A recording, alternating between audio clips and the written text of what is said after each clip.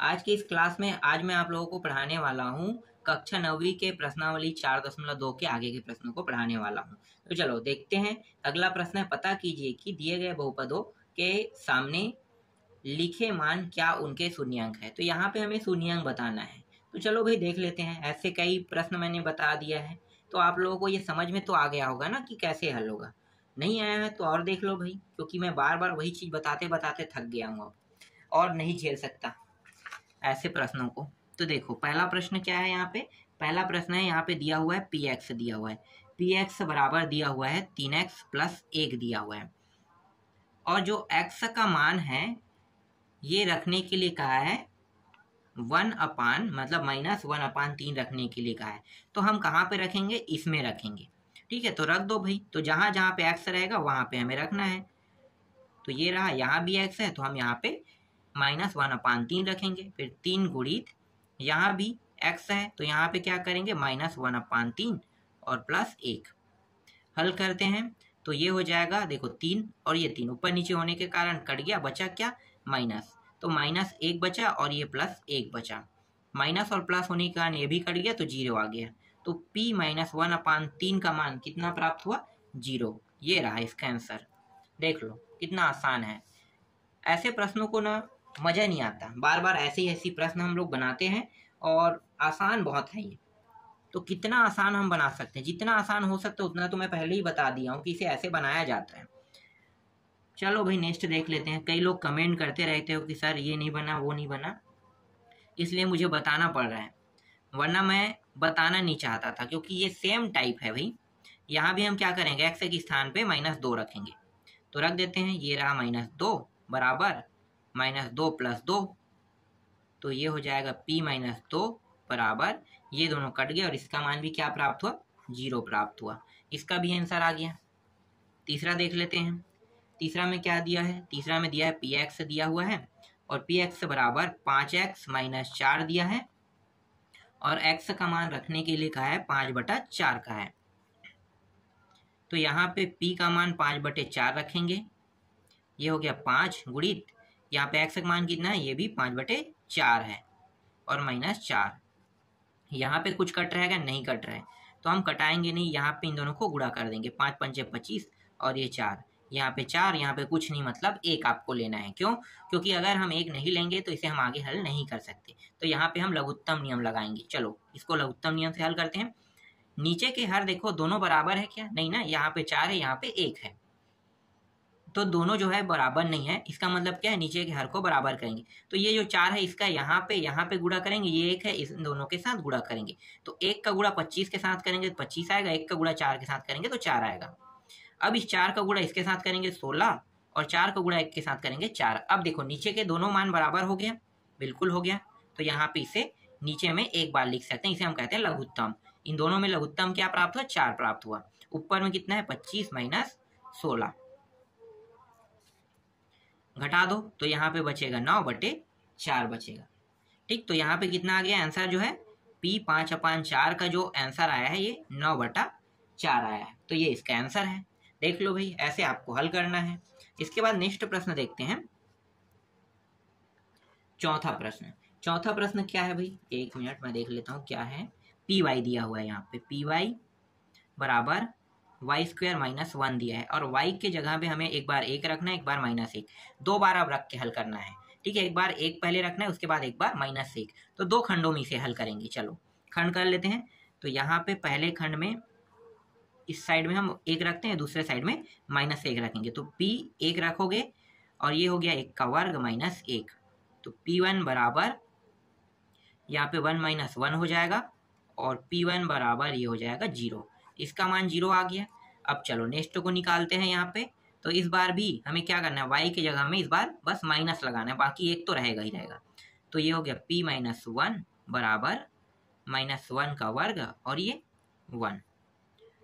p - 1 बराबर, यहाँ पे देखो घात क्या है, सम है कि विषम, सम है। तो सम होने पर ये जो मान है वो किस में प्राप्त होगा, प्लस में। तो 1 जो है प्लस में प्राप्त हो गया, -1। यहाँ भी p - 1 का मान कितना प्राप्त हुआ, 0। तो दोनों में कितना प्राप्त हो रहा है, 0 यहाँ पे प्राप्त हो रहा है। तो इस तरह से आपको हल करना है। समझ में आ रहा है। चलो आगे देखते हैं।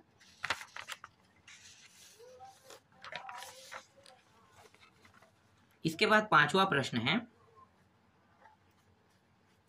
ठीक है। पांचवा में क्या दिया हुआ है, देखो भाई पीटी दिया हुआ है, पीटी, और यहाँ पे दिया हुआ है t+1 दिया हुआ है और t-2, और t के जगह में t के स्थान पे एक बार 1 रखना है और एक बार -2 रखना है, मतलब दो अलग अलग मान रखना है। इसको भी दो खंडों में कर लेते हैं।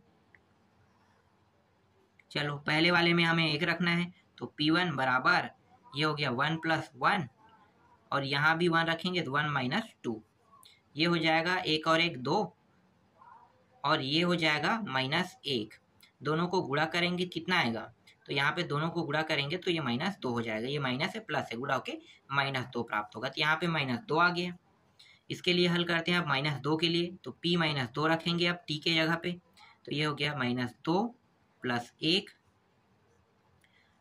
यहाँ भी -2 और पहले से यहाँ पे -2 है, ये हो जाएगा 2 और 1 घट जाएगा तो -1 बचेगा, गुणा माइनस में रहेगा, और 2 2 कितना हो जाएगा, 4 हो जाएगा।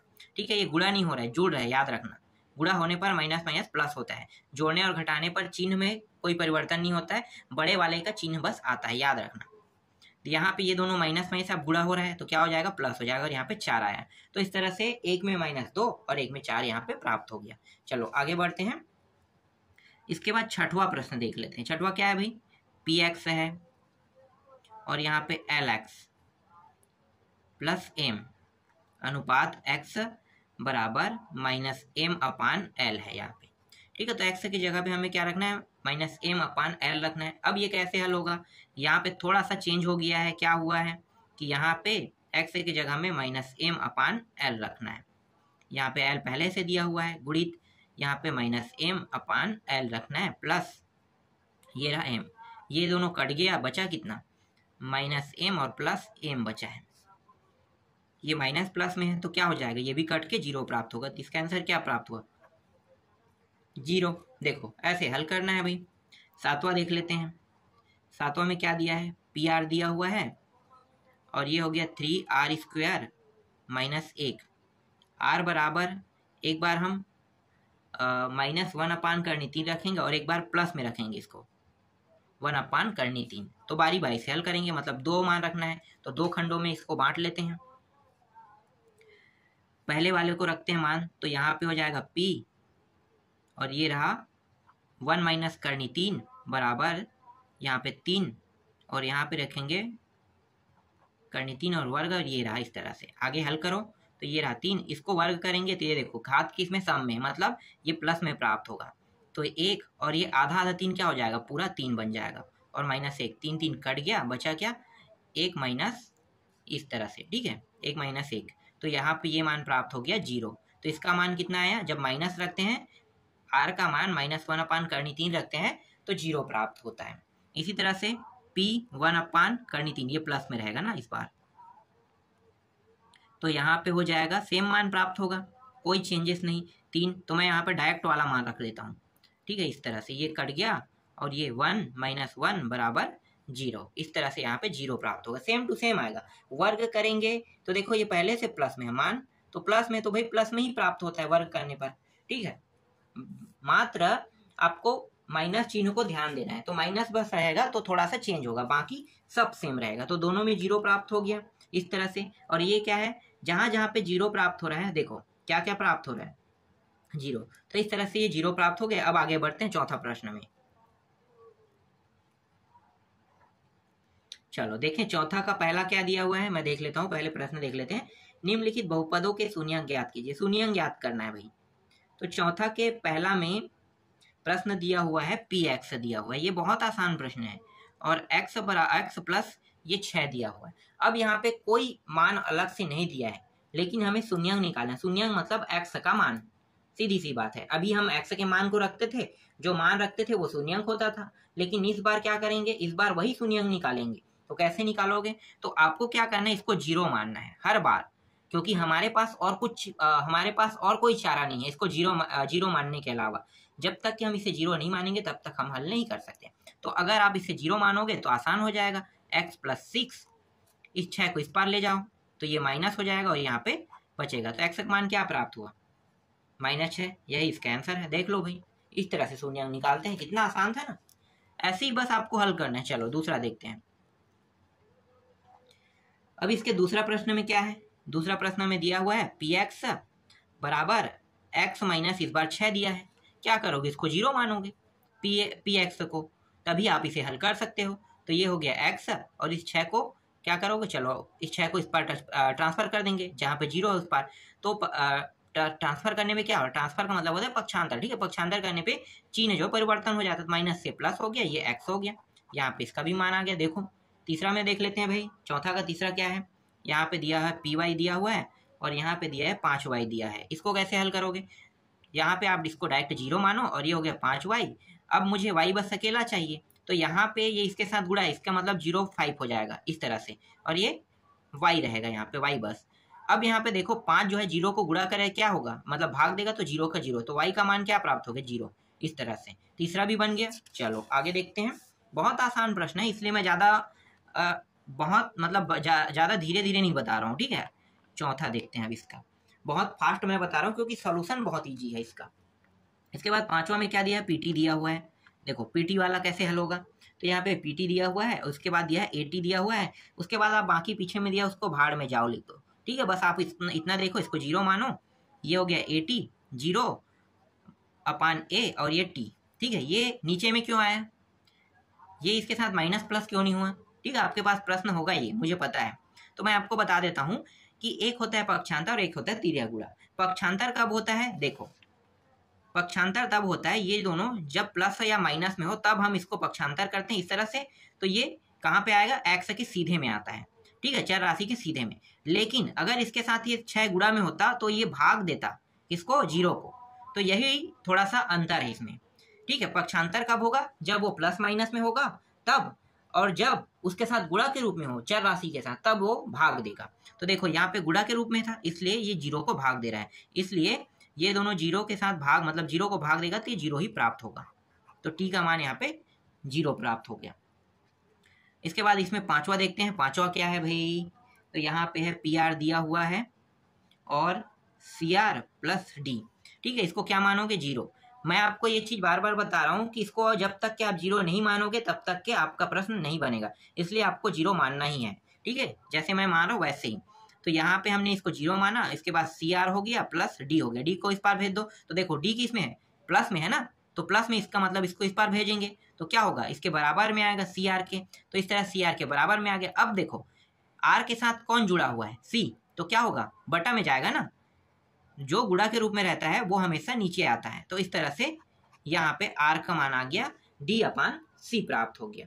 ठीक है, और यहाँ पे ये जो प्लस में था इसलिए ये माइनस में आएगा, तो ये मान माइनस में प्राप्त होगा। ठीक है, उस साइड प्लस में था, इस साइड आके माइनस हो गया, चिन्ह जो है परिवर्तन हो जाता है। यहाँ तक समझ में आया, चलो आगे बढ़ते हैं।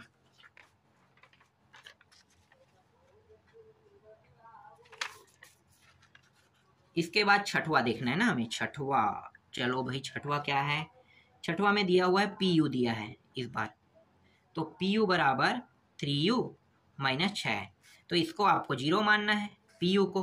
अब यहाँ पे 3u और माइनस 6 को इस पार ले जाओगे तो प्लस में होगा और यहाँ पे 3u हो जाएगा। ये इसके साथ किस रूप में, गुणा के रूप में, इसका मतलब क्या होगा, ये बटा में आ जाएगा और यहाँ पे सिर्फ u बचेगा। 3 एकम 3 दूनी, तो यहाँ पे कितना आ गया 2 आ गया, तो u का मान यहाँ पे 2, इस तरह से। तो u का मान निकल गया भाई, u का मान कितना आया 2 आया ना। चलो आगे देखते हैं। इसके बाद नेक्स्ट जो है वो क्या है, सातवां। ठीक, सातवां में क्या दिया हुआ है, सातवां में यहाँ पे दिया हुआ है आर एस दिया हुआ है और यहाँ पे 2s प्लस 3 दिया हुआ है। इसको आपको 0 मानना है, 2s हो गया प्लस 3 हो गया, 3 को इस साइड ले जाओ तो माइनस में हो जाएगा, प्लस में था तो, और यहाँ पे बचा क्या 2s बचा है। 2 जो है s के साथ गुणा के रूप में, तो कहाँ पे आएगा, नीचे में आएगा, आपको पता चल गया होगा अब। और यहाँ पे s, तो s का मान कितना हो गया -3/2 यहाँ पे प्राप्त हो गया। इसके बाद 8वां देख लेते हैं, चलो साइड में करते हैं 8वां को। ठीक है, 8वां में क्या दिया हुआ है अभी, p और ये x दिया हुआ है, px बराबर अंडर रूट के अंदर 5 माइनस x दिया, इसको आपको 0 मानना है। यहाँ पे अंडर रूट के अंदर 5 माइनस x, ये इसके साथ देखो किस फॉर्म में है, घटाने के फॉर्म में ना, तो 5 को इस पार भेज दो तो क्या हो जाएगा, माइनस में हो जाएगा, या 5 को ना भेज के x को भेज दो, क्योंकि मुझे यहाँ x से माइनस को हटाना है, तो मैं क्या कर रहा हूँ, माइनस को इस साइड भेजता हूँ, तो माइनस से क्या होगा प्लस, और यहाँ पे बचा क्या √5, तो यही क्या है इसका आंसर है। इस तरह से आपको निकालना है। अब अंतिम प्रश्न बचा है, उसको देख लेते हैं। अंतिम प्रश्न क्या है भाई, q t दिया हुआ है और यहाँ पे 1/2 और ये t, और यहाँ पे -2/3 है, ठीक है, 2/3। इस तरह से इसको कैसे हल करोगे, सेम प्रक्रिया है हल करने का। ये 0 हो गया, ये 1/2 और t, और इसको इस पार भेज दोगे, चलो पहले बाद में भेजेंगे, पहले इसको लिख लेते हैं। इसको इस पार भेजो तो क्या होगा, माइनस से प्लस हो जाएगा 2/3, और यहाँ पे बचेगा 1/2 और ये t, ठीक है। अब मुझे इसे क्या करना है, इसको नीचे में भाग देना है। तो देखो इसका सिंपल ट्रिक होता है, जब इस तरह से 4 पद हो जाते हैं, 1 2 3 4, तो आपको तिरिया गुणा इस तरह से करना है, इसको इस तरह से करना है, सीधी सी बात है। तो ये हो जाएगा 2 दूनी 4 और नीचे में 3 एकम 3, इस तरह से, और टी का मान यहाँ पे इतना प्राप्त हो गया, ठीक है। दे तो रहे वही भाग है, जैसे कि अगर मैं यहाँ पे करता 2/3, तो ये कहाँ पे आता, नीचे में भाग होता ना, तो 1/2 इस तरह से, तो पहला और चौथे का गुणा और दूसरा और तीसरे का गुणा, तो इसी को हम तिरिया गुणा में इस तरह से बनाते हैं। देख लो सेम आएगा, पहले और चौथा गुणा मतलब 2 दूनी 4, 3 और 1 का गुणा होके 3 एकम 3, तो 4/3 मतलब 4/3 बराबर टी यहाँ पे प्राप्त हो गया। तो ये क्या है, इसका आंसर है। समझ में आया? तो इस तरह से प्रश्न वाली 4.2 पूरा कंप्लीट हो गया।